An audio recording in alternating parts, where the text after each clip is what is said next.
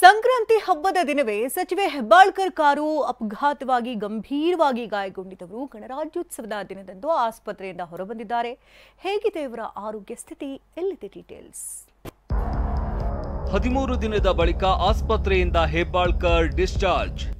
ಸಂಕ್ರಾಂತಿ ಹಬ್ಬದ ದಿನವೇ ಭೀಕರ ರಸ್ತೆ ಅಪಘಾತದಲ್ಲಿ ಗಂಭೀರವಾಗಿ ಗಾಯಗೊಂಡಿದ್ದ ಸಚಿವೆ ಲಕ್ಷ್ಮಿ ಹೆಬ್ಬಾಳ್ಕರ್ ಗಣರಾಜ್ಯೋತ್ಸವ ದಿನದಂದೇ ಆಸ್ಪತ್ರೆಯಿಂದ ಡಿಸ್ಚಾರ್ಜ್ ಆಗಿದ್ದಾರೆ. ಬೆಳಗಾವಿ ಜಿಲ್ಲೆ ಕಿತ್ತೂರು ತಾಲೂಕಿನ ಅಂಬಡಗಟ್ಟಿ ಕ್ರಾಸ್ ಬಳಿ ಜನವರಿ 14ರಂದು ಬೆಳಗ್ಗೆ 5 ಗಂಟೆಗೆ ಸಚಿವೆ ಇದ್ದ ಸರ್ಕಾರಿ ಕಾರು ಅಪಘಾತವಾಗಿತ್ತು.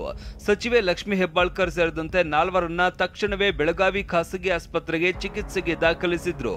ಸಚಿವೆ ಹೆಬ್ಬಾಳ್ಕರ್ ಬೆನ್ನು ಹುರಿಯ L1, L4 ಮೂಳೆಗೆ ಪೆಟ್ಟಾಗಿತ್ತು. 13 ದಿನಗಳ ಬಳಿಕ ಗುಣಮುಖರಾಗಿ ಲಕ್ಷ್ಮಿ ಹೆಬ್ಬಾಳ್ಕರ್ ಆಸ್ಪತ್ರೆಯಿಂದಲೇ ನಿನ್ನೆ ನಡೆದುಕೊಂಡು ಹೊರಬಂದ್ರು. ಆಸ್ಪತ್ರೆಯಿಂದ ಹೊರಗಡೆ ಬಂದ ಸಚಿವೆ ಹೆಬ್ಬಾಳ್ಕರ್ಗೆ ಆಸ್ಪತ್ರೆ ಸಿಬ್ಬಂದಿ ಪುಷ್ಪಗುಚ್ಛ ನೀಡಿ ಶುಭ ಕೋರಿದ್ದಾರೆ. ಆತ ಸಚಿವೆ ಹೆಬ್ಬಾಳ್ಕರ್ ಸಹ ಇಡೀ ಆಸ್ಪತ್ರೆ ವೈದ್ಯಕೀಯ ತಂಡಕ್ಕೆ ಅಭಿನಂದನಾ ಪತ್ರದ ಮೂಲಕ ಧನ್ಯವಾದ ಅರ್ಪಿಸಿದ್ದಾರೆ. ಇನ್ನು ಮನೆಗೆ ಬಂದ ಹೆಬ್ಬಾಳ್ಕರ್ಗೆ ದೃಷ್ಟಿ ತೆಗೆದು ಬಾಯಲ್ಲಿ ಸಕ್ಕರೆ ಹಾಕಿ ಭರಮಾಡಿಕೊಂಡ್ರು. ಇತ್ತ ಇನ್ನು 3 ವಾರಗಳು ಲಕ್ಷ್ಮಿ ಹೆಬ್ಬಾಳ್ಕರ್ ಬೆಡ್ ರೆಸ್ಟ್ ಮಾಡುವಂತೆ ವೈದ್ಯರು ಸಲಹೆ ಕೊಟ್ಟಿದ್ದಾರೆ. L1 ಮತ್ತು L4 ಕಂಪ್ರೆಷನ್ ಫ್ರಾಕ್ಚರ್ ಆಗಿದ್ದು, ಬಟ್ ಮೇಡಮ್ ಅವರು ಭಾಳ ಚೆನ್ನಾಗಿ ರಿಕವರಿ ಆಗಿದ್ದಾರೆ. ಯಾಕಂದರೆ ಅದು ಯೂಶ್ವಲಿ 3 ರಿಂದ 4 ವಾರ ಬೆಡ್ ರೆಸ್ಟ್ ಕೊಡಬೇಕಾಗುತ್ತೆ. ಬಟ್ ಮೇಡಮ್ ಅವರು ಒಳ್ಳೆ ಡೈಟು ಮತ್ತು ಎಕ್ಸಸೈಸು ಮತ್ತು ವಿಲ್ ಪವರ್ ಇದರಿಂದ ಮೇಡಮ್ ಅವರು ನಿನ್ನೆ ನಡೆಯೋಕ್ಕೆ ಸ್ಟಾರ್ಟ್ ಮಾಡಿದರು. ಆಮೇಲೆ ನ್ಯೂರೋ ಸರ್ಜನ್ ಜೊತೆಗೆ ನಾವು ಡಿಸ್ಕಸ್ ಮಾಡಿದಾಗ ನ್ಯೂರೋ ಸರ್ಜನ್ ಹೇಳಿದ್ರು ಮೇಡಮ್ ಚೆನ್ನಾಗಿ ರಿಕವರ್ ಮಾಡ್ಕೊಂಡಿದ್ದಾರೆ, ಸೊ ಅವ್ರು ನಾವು ಡಿಸ್ಚಾರ್ಜ್ ಮಾಡ್ಬೋದು ಅಂತ. ಅದಕ್ಕೆ ಇವತ್ತು ನಾವು ಡಿಸ್ಚಾರ್ಜ್ ಮಾಡ್ತೀವಿ.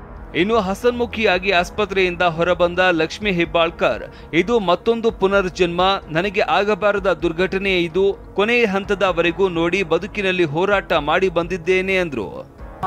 ನನಗೆ ಆಗಬಾರ್ದಂಥ ಒಂದು ದುರ್ಘಟನೆ ಆಗಬಾರ್ದಾಗಿತ್ತು. ನಾನು ಯಾವ ರೀತಿ ಒಂದು ಕೊನೆ ಹಂತವನ್ನು ನೋಡಿ ಇವತ್ತು ಬದುಕಿನಲ್ಲಿ ಹೋರಾಟ ಮಾಡಿ ಇವತ್ತು ಬದುಕಿ ಮತ್ತೆ ಹೊರಗಡೆ ಬರ್ತಾ ಇದ್ದೀನಿ.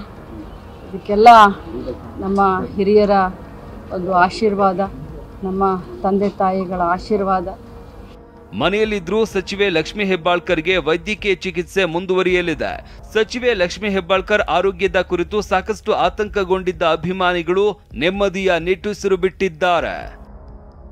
ಸಹದೇವ ಮಾನೆ, TV9 ಬೆಳಗಾವಿ.